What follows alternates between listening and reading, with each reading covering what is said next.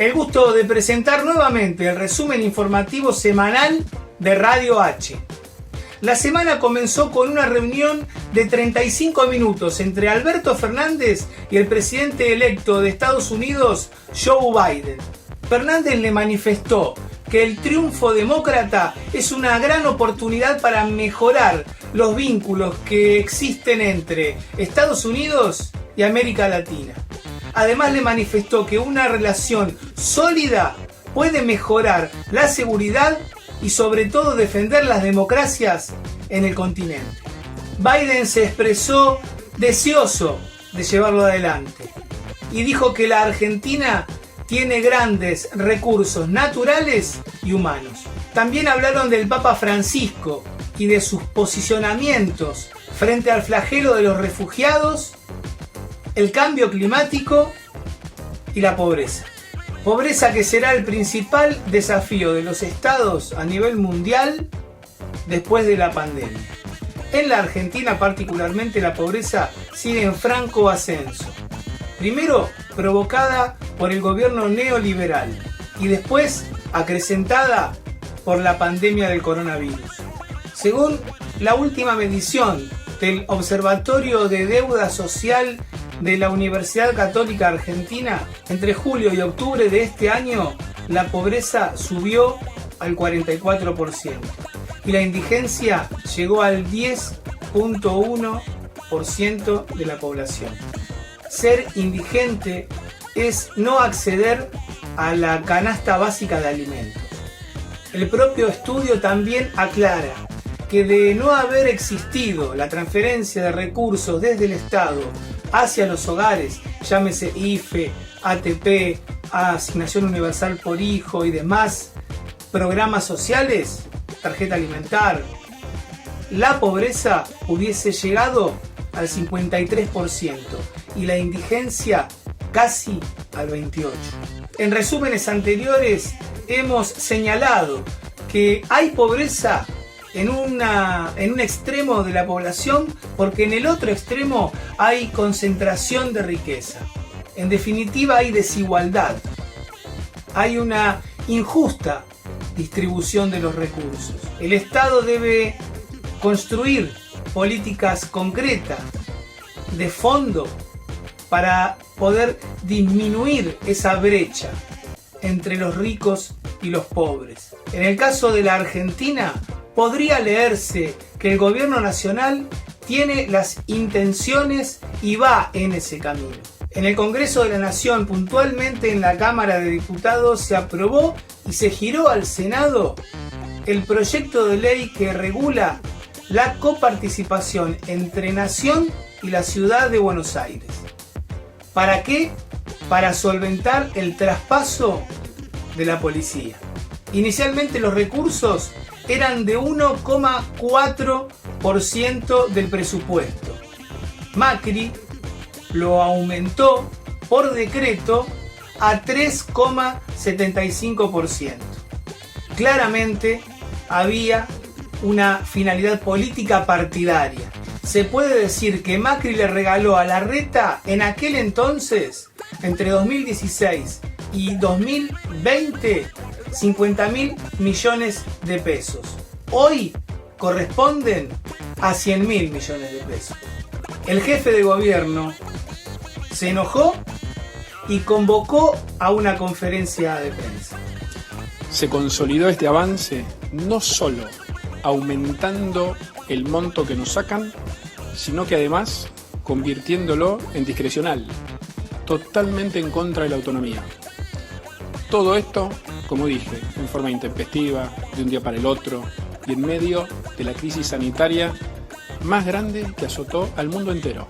No queda demasiado claro por qué el jefe de gobierno habla de quita, si en realidad lo que debe hacer es devolver lo que no le corresponde. Además, todos sabemos que no fue de un día para el otro.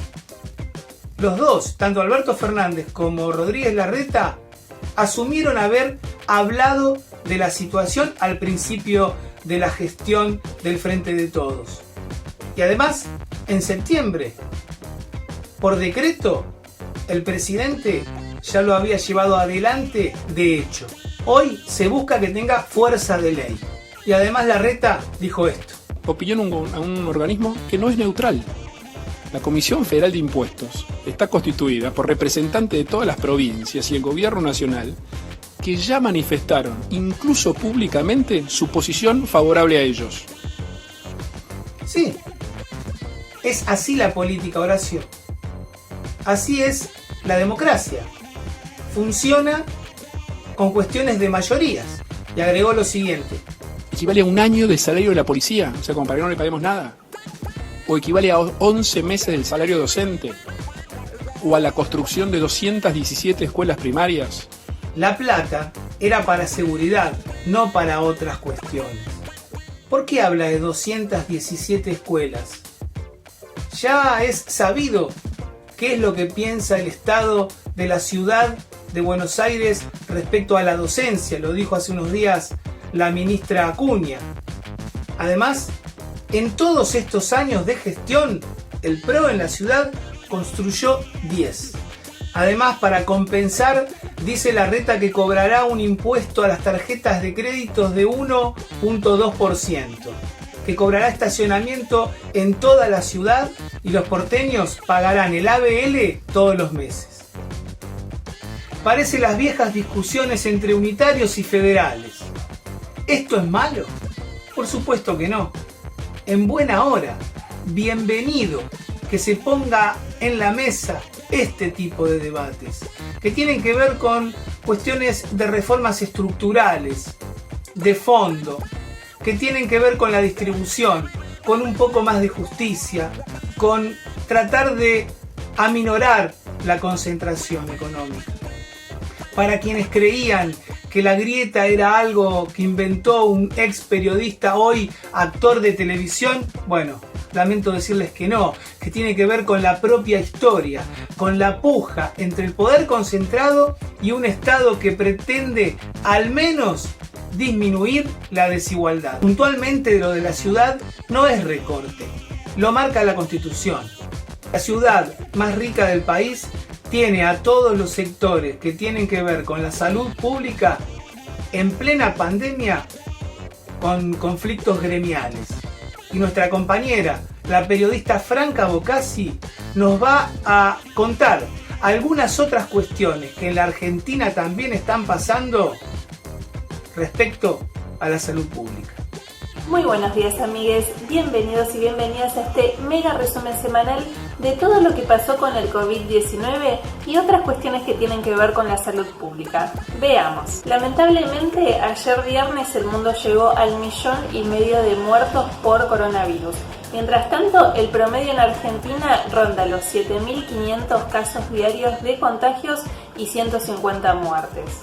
Por supuesto, la estrella estelar de la semana es la vacuna, no solamente porque hoy mismo Rusia ya empieza su campaña de vacunación masiva, lo mismo que el Reino Unido ya ha empezado en el día de ayer, sino porque esta semana el presidente Alberto Fernández confirmó que antes de fin de año va a llegar un cargamento de la Sputnik 5 de 300.000 dosis, con lo cual ya va a haber 300.000 personas que se van a poder vacunar antes de Año Nuevo. Después van a llegar otras 5 millones de dosis en enero y otras 5 millones en febrero. Y entramos en diciembre, el verano, los días calurosos, los feriados, así que obviamente todo este clima nos lleva a anhelar con muchas más fuerzas lo que siempre extrañamos y más este año de pandemia, que son las vacaciones. Así que, dicho sea de paso, el gobierno nacional habilitó lo que es el certificado de verano. Justamente va a funcionar durante toda la temporada 2021. Se ingresa a la página justamente del gobierno nacional, en donde se colocan todos los datos de a dónde vamos a ir, el grupo familiar, el hospedaje al cual vamos a ir, la cantidad de días que vamos a permanecer, y con toda esa información, después de 24 a 48 horas, llega el certificado por mail. Lo bueno es que lo puede hacer una sola persona por grupo familiar y no hace falta que lo hagan todos los que van a ir a vacacionar juntos y juntas. Otro tema muy importante en materia de salud pública que se trató esta semana es la legalización del aborto seguro y gratuito. En el marco de esto, distintas organizaciones feministas convocaron a marchas y actividades en apoyo a este debate y justamente porque hace muchísimo que estamos esperando que este momento llegue. Dato anecdótico de las exposiciones que se hicieron en contra de la legalización del aborto fue el del abogado Fernando Toller, que usó una comparación un tanto extraña del Señor de los Anillos, específicamente una escena en la que Frodo le dice a Gandalf por qué Bilbo, su tío, no había matado a Gollum en el momento en el que agarró el anillo, y Gandalf le dijo, bueno, porque todo ser vivo tiene su rol en la historia y no sabemos qué es lo que deparará del destino de Gollum. Bueno, como diciendo, en realidad hay que dejar que los seres humanos vivan para que después veamos qué significado, qué destino tiene la vida de ese ser humano. Como si Gollum fuera parecido a un feto de 12 semanas. Eso es todo por hoy, amigues. Les dejo como tarea para esta semana armar el arbolito de Navidad para darle un poco de alegría a este 2020 que la verdad vino bastante pesadito. Y lo bueno es que podemos usar adornos reciclados para ayudar un poco al medio ambiente y de paso economizar, así nos vamos poniendo un poco más ecologistas. Bueno, los dejo de la mano de Marce y nos vemos el viernes que viene ya con el arbolito armado. Hasta la próxima. Fallo histórico. En el juicio por la Brigada de San Justo, debido a delitos de lesa humanidad perpetrados en la última dictadura cívico-militar. El genocida Miguel Echecolatz tuvo su 8ª condena a prisión perpetua. Entre militares y civiles hubo 7 condenados a prisión perpetua, 7 condenados a 25 años de cárcel y un absuelto. Flamearon bien alto las banderas de memoria, verdad y justicia.